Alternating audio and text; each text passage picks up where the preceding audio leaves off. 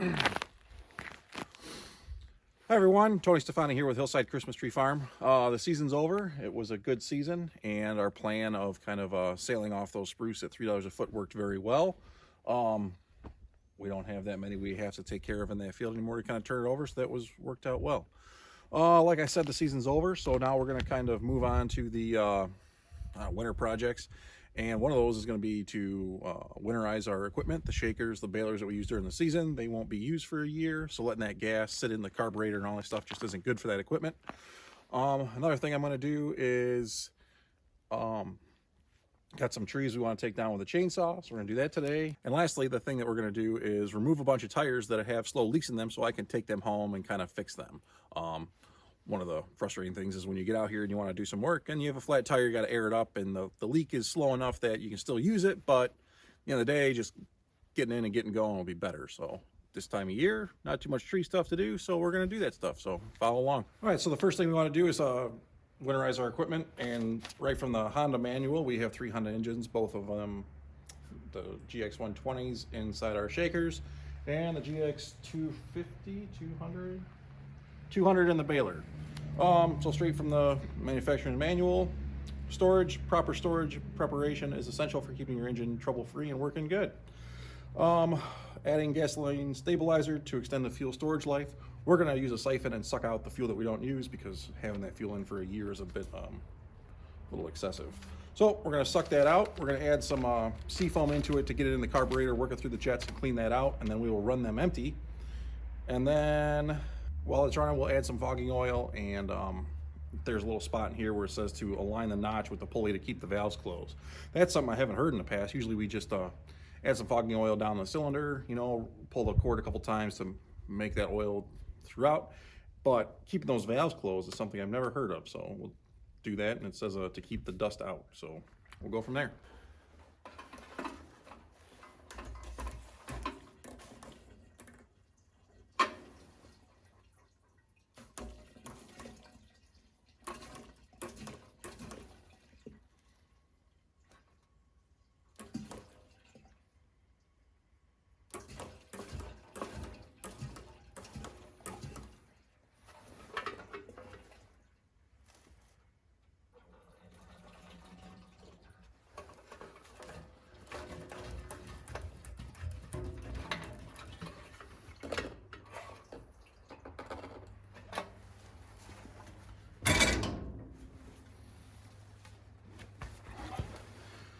All right, the gas is siphoned out. We'll add some seafoam, and then we'll start them up and we'll run them empty.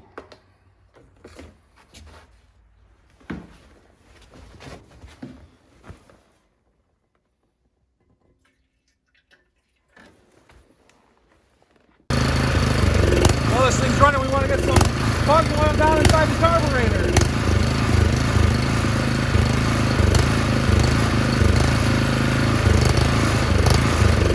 Are done. Now we'll move on to the baler.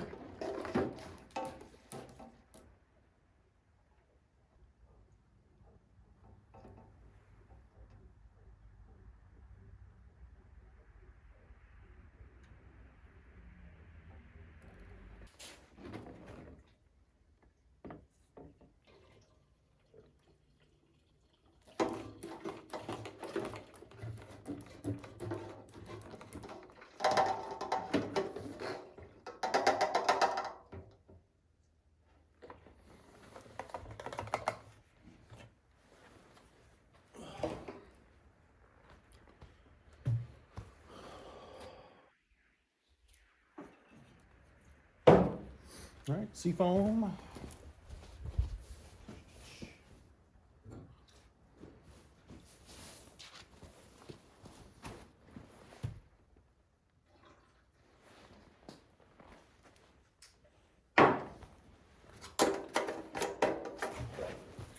Start it.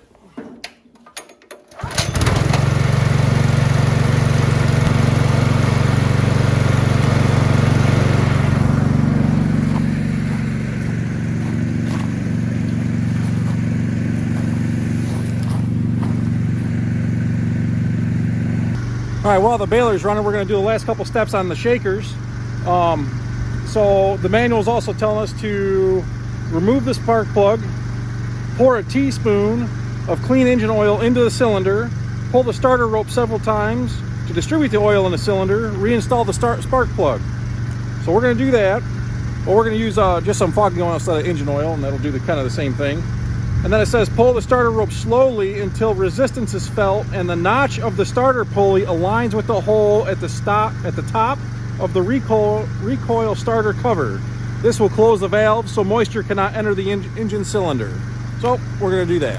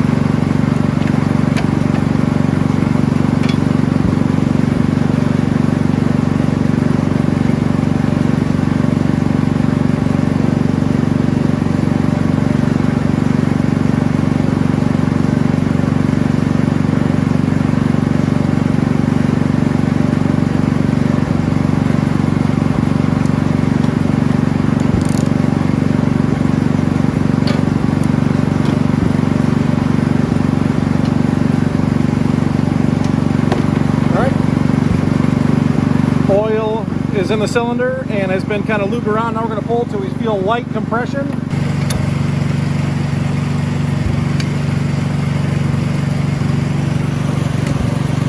we're going to try to see this notch. So right there is the notch, and we need to line it up with this hole. There we go. I think that's it. We'll do the same thing to the other one. So we got all the equipment winterized. The next task we want to do is kind of clear out this section. My dad wanted me to cut down a couple of these trees because he wants to put a flagpole up and he wants to see it when he goes down the driveway. So we're gonna clear some trees. So we got my 3M hearing protection. We have a Husky 455 Rancher. This is our big chainsaw. We also have a Husky 235, which is the little guy, which I'll probably use to clear out the underbrush. And what was also nice is, I guess, having a little toolbox for each job or task or something like that. But this is our chainsaw toolbox. Inside here we have that special spark plug chain tool and some lube and safety glasses and, you know, just kind of stuff so that if we go chainsawing, we just grab this toolbox and it's got everything we need. Kind of nice. We got one for our brush cutter, one for spraying, you know, extra fittings, and it's kind of nice just to be a little more organized that way. So all right, we're gonna get to it.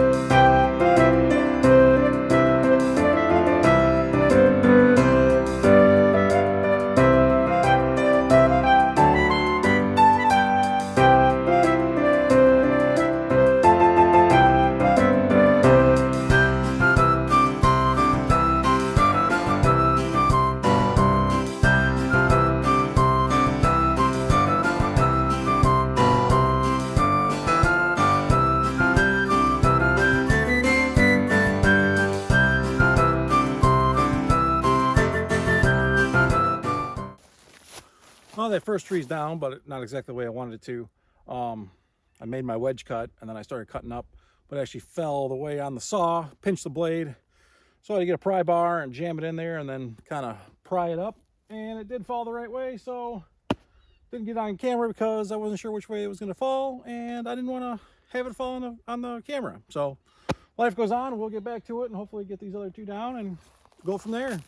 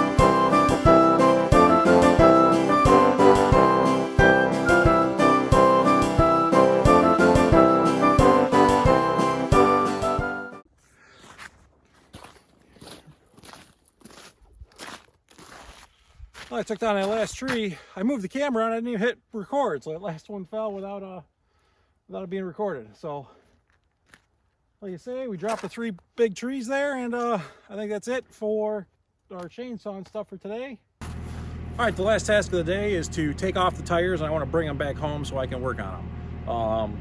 Like I said in the beginning of the video, you know, there are several tires that have small leaks, and in the off season, a good time to get them fixed. It's kind of embarrassing, really, but there is the New Holland front, the golf cart rear, the zero turn front, and a riding mower front, and a DR tire. So there are 5 tires that have a slow leak, and this is the time of year where there's not much going on, so we're gonna take them and get them fixed. About time. Christmas present I got from my father-in-law was this 1/2-inch drive DeWalt impact driver, so we're gonna hopefully make quick work of it.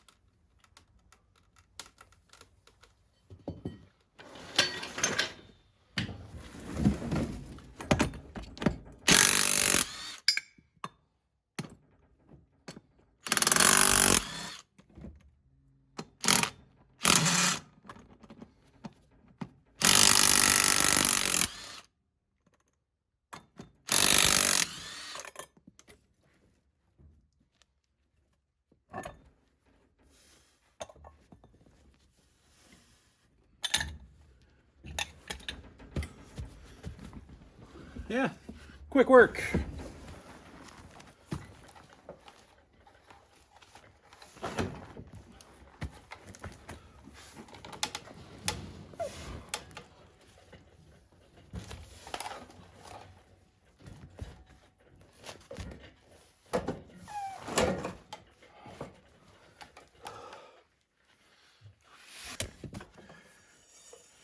This guy here, something's right here. Just got stuck in the sidewall.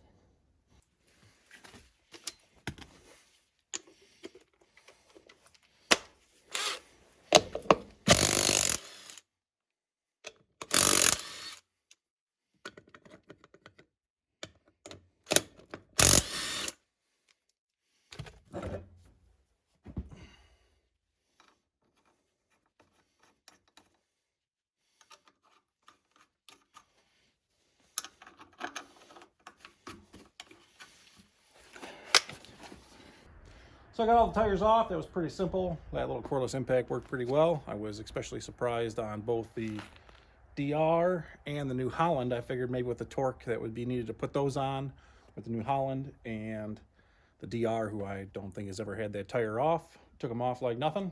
So we got them off. We'll take them home, and over the course of the next couple months, we'll get them fixed and make life easier when we need to use the equipment.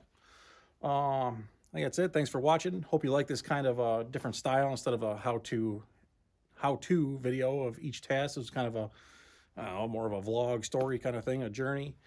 Let me know what you think, and I'll have some other videos soon. Thanks for watching.